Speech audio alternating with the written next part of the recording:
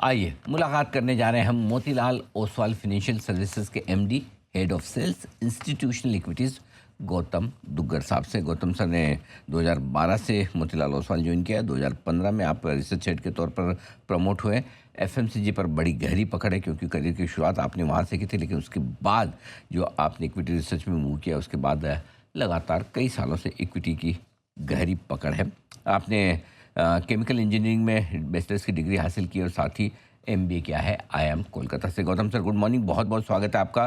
धन्यवाद हमें समय देने के लिए। सबसे पहले बाजार के मूड माहौल पर ही आपसे राय लेना चाहता हूँ। क्या समझा जाए इस पूरे ग्लोबल अनसर्टेनिटी के बीच में? क्या लोकल मार्केट्स बेहतर परफॉर्म करने की ताकत रखते हैं हमारे बाजार?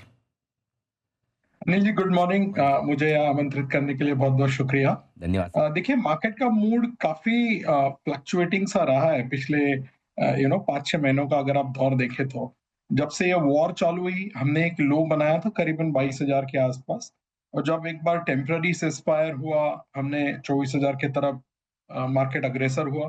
फिर वापस से हॉस्टिलिटीज रिज्यूम हुई, फिर से वॉर के काले बादल मंडराने लगे, तो फिर से बाजार एक एक जगह जाके रुक गया है। अब क्रूड भी बहुत वोलेटाइल रहा है। 100-110 से लेके 72 तक आया, फिर वापस 100 गया, अभी लगभग 80s में चल रहा है। एंड इस बीच में हमारी करेंसी जरा सी भी अप्रिशिएट नहीं हुई है, डिस्पाइट कि थोड़ा सा वॉर को लेके कंसर्न्स कम हुए थे, तब भी हमारी करेंसी अप्रिशिएट नहीं हुई है। हमने दो पॉजिटिव चीजें देखी इस बीच। एक, मिड जून के बाद जब ये पहला सीज फायर का अनाउंसमेंट हुआ, फॉरेन इंस्टीट्यूशनल इन्वेस्टर्स की, जो विदेशी निवेशक है, उनकी बिकवाली थोड़ी सी कम हुई। In fact second half of the June में, 15 जून से लेके 30 जून का अगर आप नंबर देखते हैं, तो एफआई नंबर पॉजिटिव था। फिर वापस से जब से वॉर फिर से चालू हुआ, वो नंबर फिर से नेगेटिव होने लगा है। दूसरा जो हमने पॉजिटिव चीज देखा हुआ है अर्निंग्स में। कॉर्पोरेट अर्निंग्स काफी स्ट्रांग रही है अभी तक। जो 128 कंपनीज हमारे कवरेज में जिन्होंने अपने नतीजे डिक्लेयर किए हैं, उनका मुनाफा करीबन 18% से ग्रो किया है। एक्सपेक्टेशन 14% की थी। लेकिन इंडियन मार्केट की जो एक बड़ी कहानी रही है पिछले 2-3 सालों से, वो रही है निफ्टी के बाहर। अगर आप देखें तो निफ्टी ने 2 साल 2.5 साल में कुछ नहीं किया है, बट बॉटम अप बेसिस पे आपने कई सारे सेक्टर्स में कई सारे स्टॉक्स देखे हैं जहां पे अर्निंग्स और मार्केट कैप परफॉर्मेंस बहुत अच्छी रही है। मुझे लगता है नियर टर्म में यही स्टोरी चालू रहेगी। अगर आप केवल निफ्टी को देखेंगे तो इंडेक्स में आपको बहुत ज्यादा मूवमेंट नहीं दिखेगी, बिकॉज इंडेक्स में कई सारे स्टॉक्स ऐसे हैं जहां पे ग्रोथ थम सी गई है। हमने जो एनालिसिस किया था, निफ्टी के जो 50 कंपनीज हैं, उसमें करीबन करीबन 25 से 27 ऐसे कंपनीज हैं जहां पे ग्रोथ ना के बराबर है, या आप कह सकते हैं कि 5 से 10% के बीच में है। लेकिन अगर आप मिड कैप देखें, स्मॉल कैप देखें, वहां पे काफी सारी एक्साइटमेंट रही है। आपको एक नंबर बताता हूँ, FY26 में जो हमारे कवरेज के 380 कंपनीज रही है, उनका अर्निंग्स ग्रोथ 15% था। निफ्टी 500 का भी अर्निंग्स ग्रोथ 15% था, लेकिन निफ्टी 50 का अर्निंग्स ग्रोथ केवल 5% था। अब ये जो 15% का ग्रोथ है, अनिल जी, अगर आप इसको बाइफरकेट करें स्मॉल, मिड और लार्ज कैप में, तो लास्ट ईयर क्लोजिंग बेसिस पे FY26 में लार्ज कैप्स का ग्रोथ करीबन 13% था। मिड कैप ने, जो हमारे कवरेज में करीबन 110 मिड कैप है out of 150 total mid caps, उनका ग्रोथ 24% था। देखिए, लार्ज कैप का 13, मिड कैप का 24 था, और स्मॉल कैप का 11% था। अब जो कहानी बदल रही है फिर से ये साल से लेकर अगले 2 साल तक, और उसके अर्ली रिजल्ट्स हमें ये क्वार्टर के रिजल्ट्स में अभी तक दिखने को आए हैं। स्मॉल कैप के नंबर्स यहाँ से टर्न अराउंड हो गए। पिछले 3 साल में स्मॉल कैप का अर्निंग्स बहुत ही म्यूटेड रहा है। 10% का अर्निंग्स ये जा रहा है पिछले 3 साल में स्मॉल कैप का, जबकि मिड कैप का 19% था और लार्ज कैप का 13% था। अब इस लो बेस पे हमारी जो एनालिस्ट टीम है, उन्होंने अनुमान बनाया है कि ये साल 30% और अगले साल फिर से 30%, तो 30% अर्निंग सीएजीआर की उम्मीद है। अभी तक जो 50 स्मॉल कैप कंपनीज के नतीजे आए हैं, वहां पे हमने देखा है कि 45% अर्निंग्स ग्रोथ आया है वर्सेस एक्सपेक्टेशन ऑफ 42%। तो जो मार्केट का आपने एक सवाल पूछा, मुझे लगता है सेंटिमेंट बहुत ही बैलेंस्ड रहेगा। जितना सप्लाई मार्केट में है आईपीओस का, क्यूआईपीस का, प्रोमोटर ब्लॉक्स का, प्राइवेट इक्विटी ब्लॉक्स का, एक कैप सा बना रहेगा ओवरऑल इंडेक्स लेवल पे। बट बॉटम अप बेसिस पे आपको बहुत सारा एक्शन देखने मिलेगा। और आगे के जो मार्केट के ट्रेंड्स रहेंगे, मुझे लगता है दो बड़ी चीजें डिसाइड करेंगी। एक, पिछले 2 साल से nominal GDP growth single digit में रहा है। इस साल वो 12 से 13% पे जा रहा है बिकॉज़ इन्फ्लेशन वापस आया है। इसके वजह से जो कॉर्पोरेट इंडिया की रेवेन्यू ग्रोथ रहेगी, वो काफ़ी अच्छी रहेगी। ये क्वार्टर में जब हमने हमारा प्रीव्यू पब्लिश किया था लगभग 3 हफ्ता पहले, हमने ये प्रेडिक्ट किया था कि ये क्वार्टर में 17% रेवेन्यू ग्रोथ रहेगी और अभी तक इन लाइन चल रही है। तो ये जो 17% रेवेन्यू ग्रोथ है, ये दिसंबर 2022 वाले क्वार्टर के बाद से सबसे अच्छी रेवेन्यू ग्रोथ है। सो ओवरऑल आपको इंडेक्स लेवल पे 8-10% अर्निंग्स ग्रोथ दिखेगा निफ्टी 50 में, लेकिन मिड कैप और स्मॉल कैप्स में आपके अर्निंग्स ग्रोथ काफ़ी अच्छी रहेगी और बाज़ार भी उसी तरह से मूव करेगा। ये हमारा टॉप डाउन एनालिसिस है बाज़ार को लेके। बिल्कुल, तो बिल्कुल डेटा और नंबर्स के साथ आपको गौतम सर ने बताया कि किस तरह से बाज़ार में एक्शन नंबर्स के लिहाज से मजबूती की तरफ बढ़ रहा है और इस लिहाज से आपको स्टॉक स्पेसिफिक अप्रोच इस बाज़ार में रखनी होगी। एक और चीज़ जो इस बाज़ार के लिए इनफैक्ट 2 चिंताएँ थी, एक कच्चे तेल के दाम और दूसरी एफआईज़ की सेलिंग। क्या लगता है आपको इन दोनों से जो राहत मिल रही है इसे टेम्परेरी समझें या परमानेंट? देखिए, क्रूड प्रेडिक्ट करना ना के बराबर है और आप देखें कि बाजार भी जब क्रूड को रिएक्शन देता है, बहुत अलग तरीके से देखता है क्योंकि वेरिएबल्स बदलते हैं। अनिल जी, आप कई लंबे समय से बाजार में रहे हैं। आपने देखा होगा 2008 में भी जब क्रूड 100 पास किया था, उस समय हमारी करेंसी लगभग 45 होती थी। आज जब क्रूड 90-100 के बीच में झूम रहा है या 80-100 के बीच में, हमारी करेंसी आज 96 है, राइट? तो क्रूड और करेंसी पे व्यू लेना बहुत डिफिकल्ट होता है।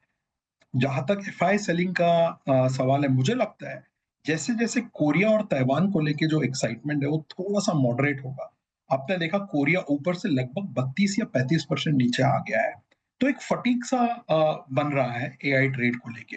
I am not taking anything away from their performance क्योंकि उनका इस साल भी 30 से 35% का अर्निंग्स ग्रोथ रहेगा इन दोनों बाजारों का, कोरिया और ताइवान का। देखिए, बहुत ही कॉन्संट्रेटेड वो बाजार है, कुछ स्टॉक्स पे निर्भर है, कुछ सेक्टर्स पे निर्भर है। तो जब उन स्टॉक्स में थोड़ी भी एक बैड न्यूज आती है तो रिएक्शन भी डिस्प्रोपोर्शनेट होता है। तो ऊपर से अगर वो बाजार 30-35% डाउन है, मान लीजिए थोड़ा भी अगर वहां पे अर्निंग्स को लेके कंसर्न्स बनता है, तो मुझे लगता है उसका एक नेचुरल बेनिफिशियरी इंडिया बनेगा। लेकिन एक बात जो देखने लायक ये है कि हमने 2 साल से अंडर परफॉर्म किया है। सितंबर 2024 का लेवल और आज के लेवल में बहुत ज्यादा डिफरेंस नहीं है और अर्निंग्स भी कहीं नहीं गई है।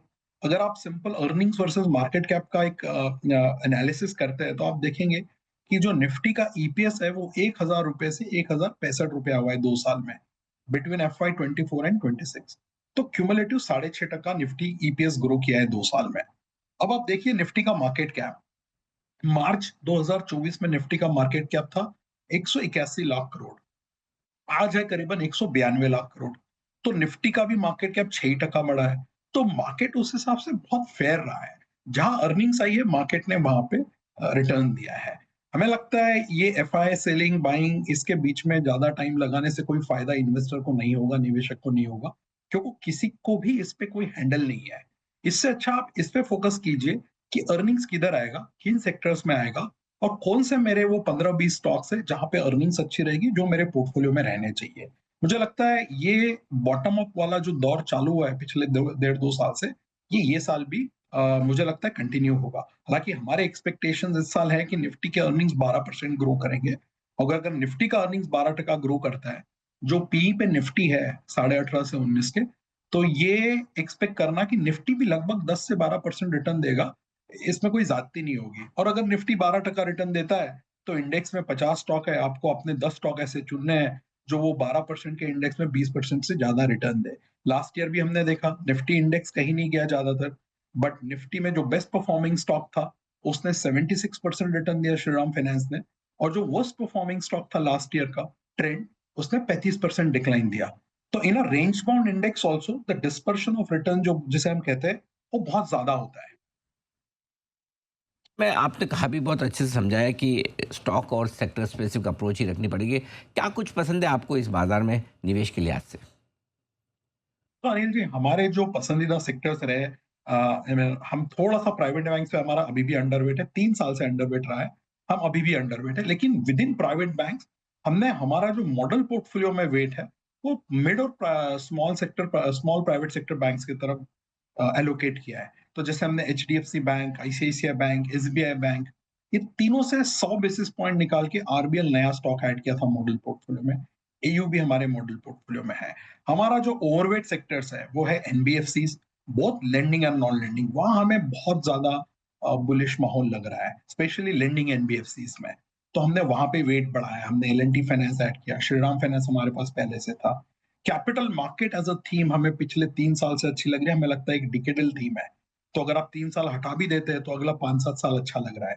हमारे मॉडल पोर्टफोलियो इसमें ग्रो था, अभी बीएसई है, एचडीएफसी एएमसी हमने ऐड किया है। हमने इसके अलावा एल फाइनेंस जैसा कि मैंने किया वो भी ऐड किया है। फिर हम कंज्यूमर डिस्क्रिशनरी में बहुत बुलिश है। हमारा एफएमसीजी पे अभी भी वेट जीरो है। स्टेपल्स हमें बिल्कुल पसंद नहीं है। हमने 1.25 साल पहले स्टेपल्स को जीरो किया था मॉडल पोर्टफोलियो में, आज भी वापस ऐड नहीं किया है। डिस्क्रिशनरी में हमारी चॉइसेस बहुत क्लियर है। एक है लाइफस्टाइल ओरिएंटेड डिस्क्रिशनरी, जिसे हम Titan, Indigo, Indian hotels, Radico Khaitan में क्लासिफाई करते हैं। और दूसरा है हमारा न्यू एज की जो डिस्क्रिशनरी है, जैसे कि लेंस कार्ट है, जोमैटो है, वो दोनों हमारे मॉडल पोर्टफोलियो में है। और कल ही हमने मीशो पे हमारी कवरेज निकाली है, वो भी स्टॉक हमें पसंद है। तीसरा इंडस्ट्रियल्स वाले कोहोर्ट पे आते हैं, जहां पे हमें डिफेंस में थोड़ी तेजी लगती है, लेकिन more importantly power transformer as a जो प्ले है, जैसे मैं कहता हूँ poor man's data centre play, right? So likes of coal, GTND हमने मॉडल पोर्टफोलियो में ऐड किया है। डिक्सन पे हमारी बहुत पॉजिटिव व्यू रही है, तो इंडस्ट्रियल्स में हम ओवरवेट है। एंड लास्टली फार्मा में हमने कुछ चुनिंदा चेंजेस किए हैं। हॉस्पिटल्स में हमने अपोलो हॉस्पिटल ऐड किया है, मेदांता हमारे पास पहले से था। ऑटो में हमें अभी भी एम और टीवीएस मोटर्स पे ज्यादा बायस्ड है। हमारे मॉडल पोर्टफोलियो में अभी भी टीवीएस, एम गैब्रियल और हैप्पी फोर्जिंग है। टॉप डाउन अगर आप देखते हैं अनिल जी, तो जो हमारी पसंद रही है, हमने इस क्वार्टर में लार्ज कैप से 700 बेसिस पॉइंट का वेट निकाल के मिड और स्मॉल कैप्स में ऐड किया है। सो क्लियरली जहां अर्निंग्स है, वही हम हमारे मॉडल पोर्टफोलियो को शिफ्ट करते जा रहे हैं पिछले 2 साल से। इसलिए इतना अंडर परफॉर्मेंस होने के बावजूद हमारे पास प्राइवेट बैंक आज भी अंडरवेट है, कंज्यूमर स्टेपल्स में हमारा जीरो वेट है, और आईटी भी हम अंडरवेट है। तो बेहतरीन आपने पोर्टफोलियो बनाया और काफ़ी ज़बरदस्त स्टार परफॉर्मर और विनर आपके पोर्टफोलियो में शामिल है, जो गौतम सर ने आपको बताया। इन्हें आप नोट कर लें। सर बहुत बहुत धन्यवाद आपका, आपने समय दिया और विस्तार से बाजार के डायरेक्शन और इन्वेस्टमेंट के मौक़ों पर राय दी।